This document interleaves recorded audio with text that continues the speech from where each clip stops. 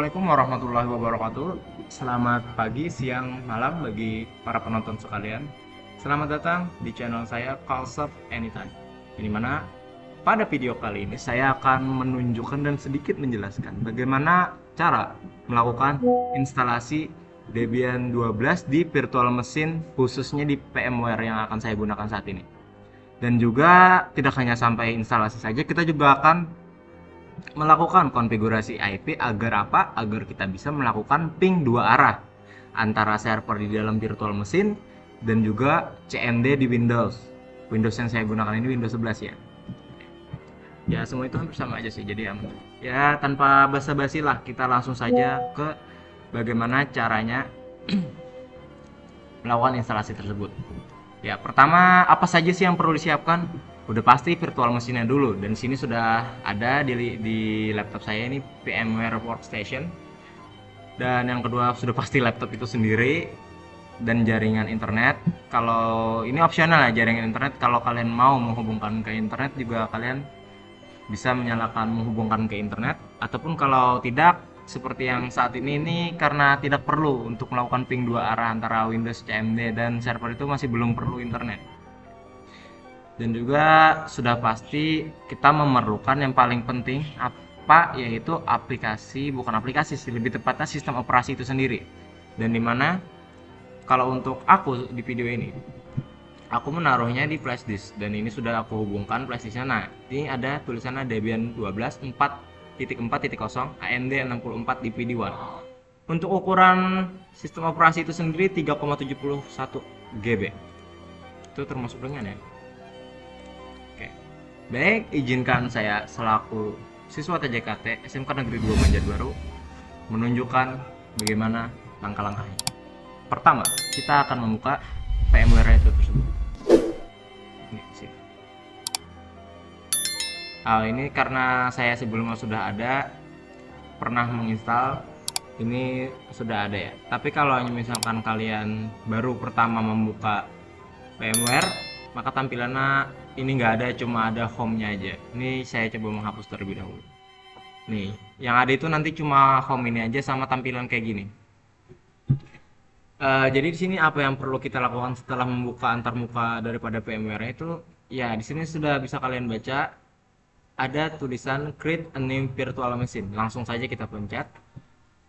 Kita tunggu. Nah, pada bagian ini nanti di sini kosong. Oke. Terus kalian pencet browse ini. Terus kalian cari di mana kalian menyimpan file sistem operasi tersebut. Kalau saya tadi karena saya sudah tampilkan nih di sini di flash disk saya. Langsung saja kita open, kita pencet next. Nih, untuk namanya ini sesuai keperluan kalian ya, maunya bagaimana. Kalau saya di sini karena berhubung saya akan menginstal yang CLI ataupun text based, saya akan menamakannya CLI aja. Next. Ini untuk kapasitas daripada disknya itu tergantung kebutuhan lagi ya ini ya. Jadi ini opsional, mau 20, mau bagaimanapun, mau berapapun, asalkan laptop kalian kuat. Silahkan seperlu kalian. Tapi karena di sini aku akan menunjukkan dasarnya aja, mungkin ya 20 GB itu cukup ya. Cukup. Oke, kita next. Ini sudah, langsung saja kita finish. Sudah, kita tinggal tunggu saja. Oke, kita sudah selesai loadingnya, dan ini sudah mulai masuk langkah pertama, ibaratnya ketika kita awal-awal memasuki melakukan instalasi. Ini karena berhubung kursor kita masih ada, kita pencet saja. Atau seperti yang bisa kalian lihat sini di pojok kiri atas itu ada tulisan untuk kembali ke komputer CTRL ALT, kita kembali ke kursor kita, dan untuk masuk ke sini lagi kita tinggal CTRL G. Nah, untuk melakukan instalasi atau ketika melakukan instalasi itu kursor ataupun mouse itu tidak berguna. Jadi apa yang kita gunakan? Di keyboard kalian itu sudah pasti ada yang namanya arrow atau tanda panah. Tinggal pilih ketika mau ke bawah, mau ke atas, ke kanan, ke kiri. Jadi itu sangat mudah dipahami dan aku yakin kalian paham. Berhubung sini aku akan install CLI, maka aku akan pilih install saja. Ketika memilih, kita pencet enter.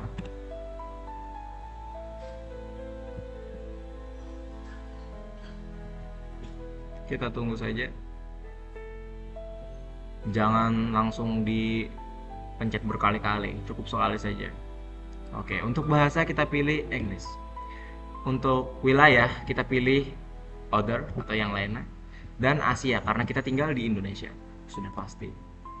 Nah, untuk teritori ini karena kita milih Asia, sini tersedia pilihan dan kita ada di Indonesia, sudah pasti kita milih Indonesia. Untuk basis default lokasi kok negara itu kita pilih United States aja. Untuk keymap kita gunakan American English biar mudah dipahami, biar gampang. Sebenarnya kalian itu cukup mengikuti langkah-langkah yang kulakukan ini. Dijamin sukses kecuali memang ada masalah dan kalian perlu melakukan troubleshooting itu.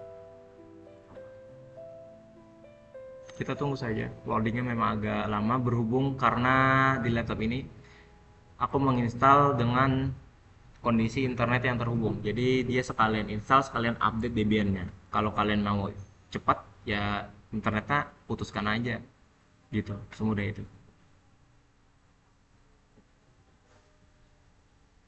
Kita di sini cukup menunggu lagi dan lain.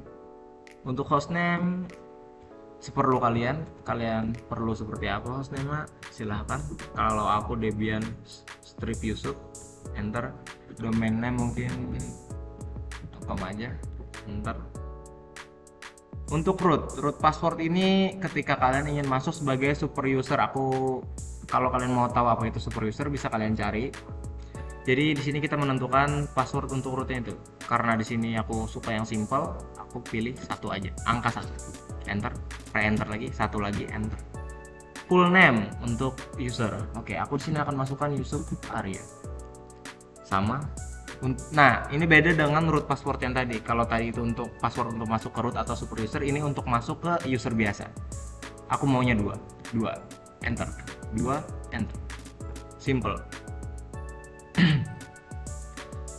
Disuruh memilih zona waktu berhubung aku ada di Kalimantan Selatan. Sini sudah ada waktu Indonesia Tengah atau Sentral dan tertulis jelas di situ South Kalimantan. Kita pencet enter. Kita tunggu. Cukup tunggu saja. Untuk partisi, apa sih partisi bisa kalian cari tahu lagi? Itu berhubungan dengan penyimpanan itu sendiri, yang dimana pada awal video tadi ada 20 GB kan. Nah, ini kita mengatur pembagiannya. Ini sebenarnya bebas, ada dua cara sebenarnya, yaitu guided dan manual. Guided itu secara otomatis, jadi kalian gampang pencet guided dan akan otomatis selesai. Tapi aku mau milih manual.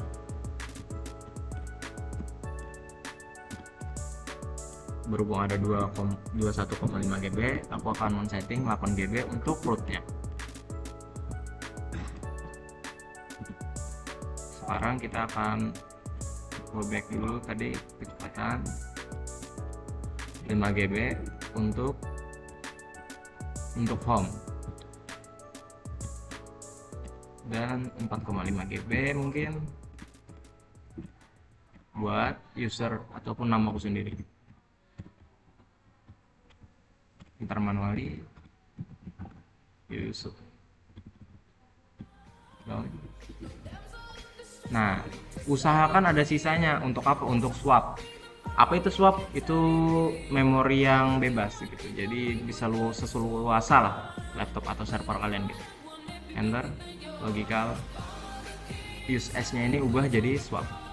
Kalian bisa tahu cari lebih dalam di internet karena ya zaman sekarang mudah. Kenapa perlu sulit gitu? Tidak ada alasan untuk kalian tidak paham. Write the change to this. Yes. Kita tunggu lagi. Seperti yang sudah aku jelaskan di awal, aku nggak terlalu banyak menjelaskan lebih dalam setiap langkah per langkah. Aku di sini fokus menunjukkan bagaimana langkah-langkah aku melakukan instalasi Debian 12 dan kalian bisa menuruti aku ataupun kalian coba-coba memilih pilihan lain ketika berada di satu step gitu. Terserah kalian. Tapi ini aku menginstalnya begini dan ini berhasil.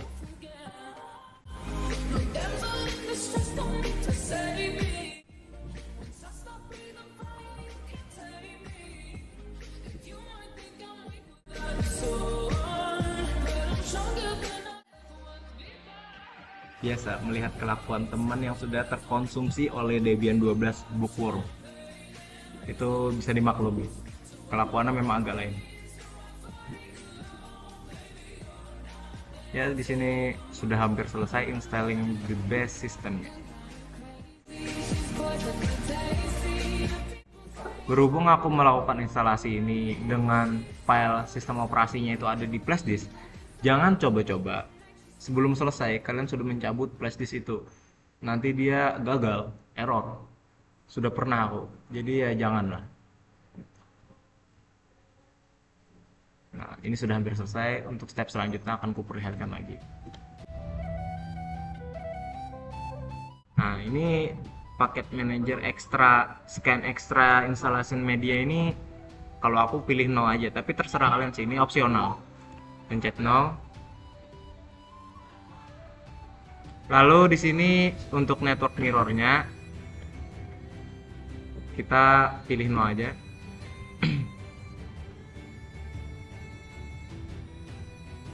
Kita tunggu lagi. Nah, ini untuk paket usage survey. Ini kita pilih no aja. Nah, ini menjadi langkah yang kritis ya. Karena kadang orang biasanya melewati langsung gitu tanpa tahu bahwasannya ini berpengaruh di hasil akhir ketika kalian melakukan instalasi. Berhubung aku ingin melakukan instalasi server Debian yang berbasis teks atau CLI, bukan yang GUI, maka di sini aku akan menghilangkan centang terhadap Debian Desktop Environment dan GNOME-nya. Bagaimana caranya? Jangan malah di enter, tapi dipilih dulu ini, terlihat merah ini, kita pencet spasi. Nah, gini. Kita sisakan standar sistem utility. Setelah ini cuma satu aja yang tercentang, oke, kita enter. Ya, silakan.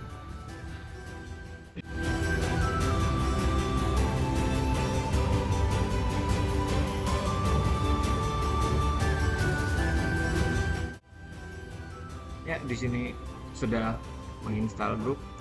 Untuk grup bootloader itu yes aja. Terus kita pilih yang dev/sda, enter. Kita tunggu lagi. Ini sudah mencapai langkah terakhir. Mati lampu kawan-kawan.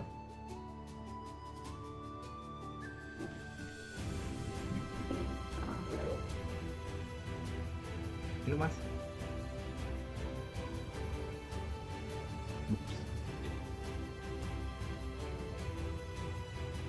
Ya, ntar aku cek dulu apakah ini gelap karena baru mati lampu. Cek relek. Oh, enggak terlalu karena terbantu dengan cahaya dari jendela. Oke.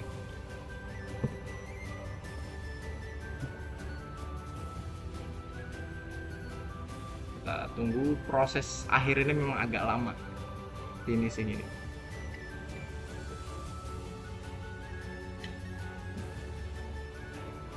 Minum membawa berkah. Dan finishlah sudah instalasi kita. Kita pencet enter, continue. Sudah selesai. Sudah masuk antar muka. Kita enter.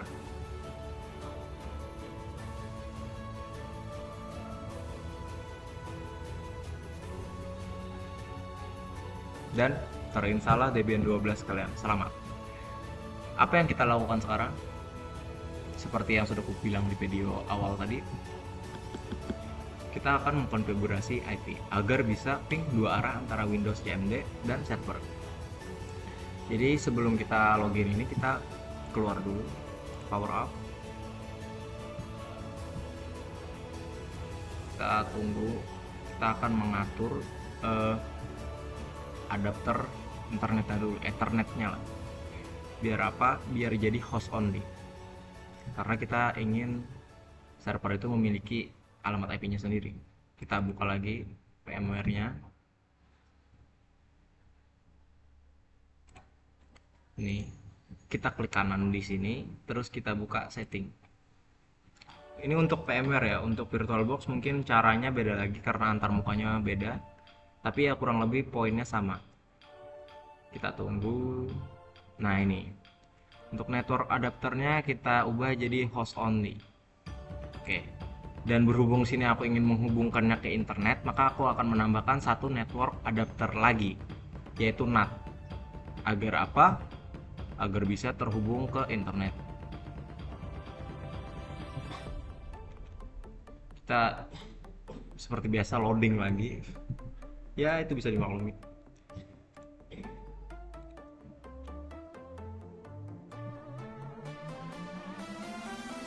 Kita tambahkan network adapter ini udah. Nah, oke.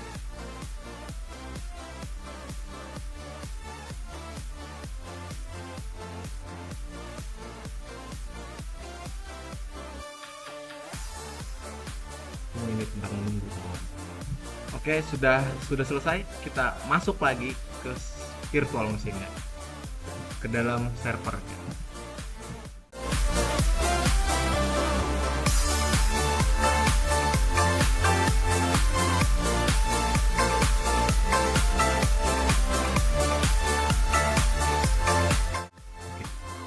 Untuk melakukan konfigurasi, kita perlu masuk ke super user, jangan user biasa.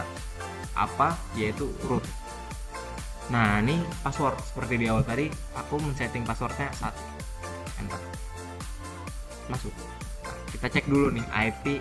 Ini ngecek alamatnya dulu. Dan di sini karena ada 2 adapter tadi ku tambahkan, yaitu ANS33 dan ANS37. Untuk loopback ini agar apa? Ya kalian tahu sendiri lah, kalian cari tahu sendiri. Apa yang harus kita lakukan sekarang? Kita nano edit /etc/network/interfaces ini. Pada bagian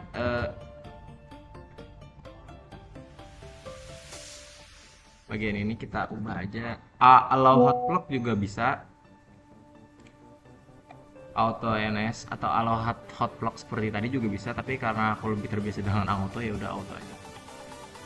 Berhubung untuk adapter pertama tadi kita memilih sebagai host only, yang dimana berarti itu kita perlu static, berarti kita perlu mengatur sendiri.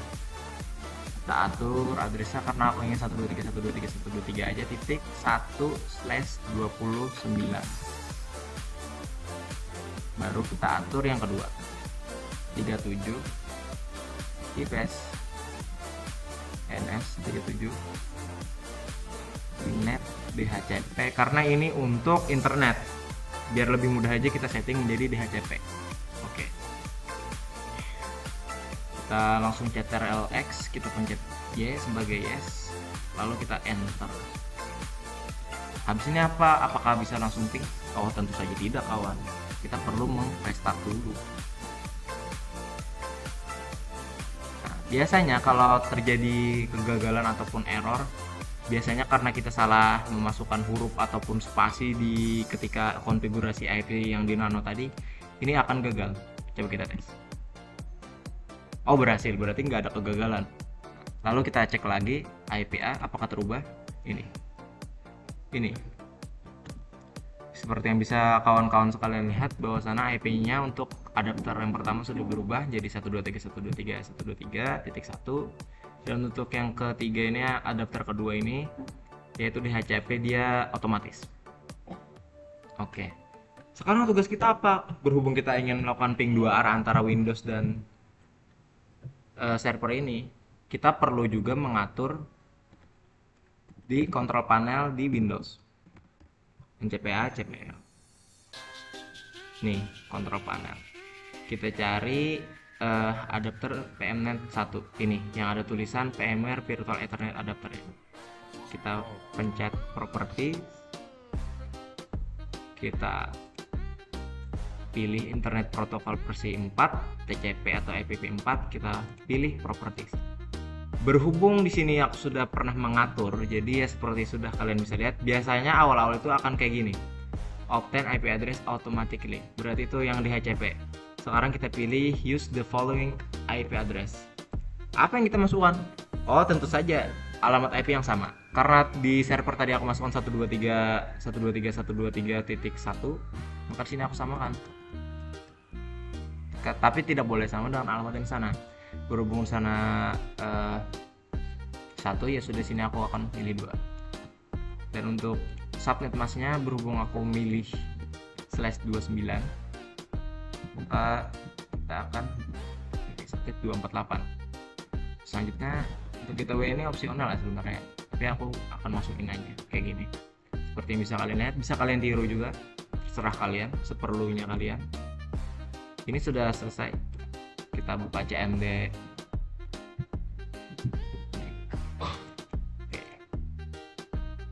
Ini adalah pengujian. Apakah kalian akan berhasil? Mari kita tentukan. Sebenarnya ini lebih ke saya ya, apakah saya berhasil? Apakah aku berhasil? Ya. Ping. Yang mana yang di ping? Alamat IP daripada Windows. 3.1.3.1.3.2. Seperti yang di Windows ini tadi. Oke. Kita ping. Oke, berhasil. Seperti yang bisa kalian lihat, ini berhasil. Kita hentikan dengan cara CTRL-C. Nah, 0% paket loss, berarti berhasil. 100% sukses.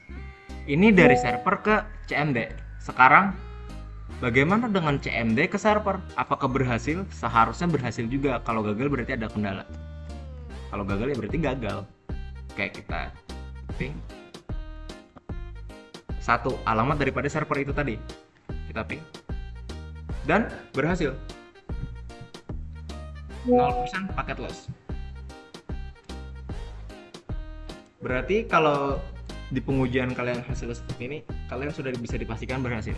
Dan berhubung di video ini aku juga sekalian melakukan konfigurasi network adapter yang kedua, yaitu NAT, otomatis kita juga bisa terhubung ke internet. Andaikan laptop kalian juga terhubung ke internet, kita coba ping google.com.